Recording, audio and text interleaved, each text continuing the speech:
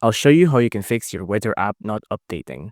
Now, you can see right now I'm on Washington, D.C., United States. It's about 10 degrees Celsius up there. It's mostly cloudy, feels like 5 degrees Celsius.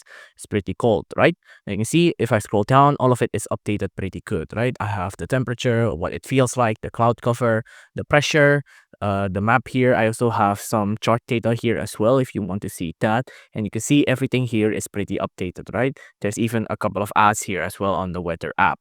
Now, if this is not what you're seeing, then there could be a couple of problems. Although this is pretty uncommon, right? Because weather apps usually don't have problems. Now, the first thing you want to check is, of course, your internet connection.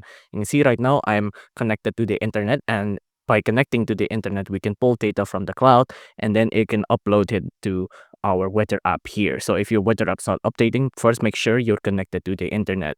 If that doesn't work, then of course this is a pretty uncommon problem. So there's no one specific solution, although I can offer you one broad solution. So first off, you want to go to the search bar up here, and then you want to type in add or remove programs. Add or remove programs, just like this. Open that.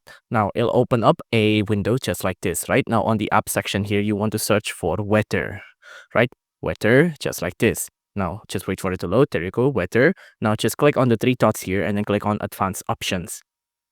On advanced option, scroll down and you can see there is a repair and reset button up here. Just click on repair or click on reset. If you press on any one of these buttons, it should fix your weather app. If you enjoyed this video, please do consider liking and subscribing.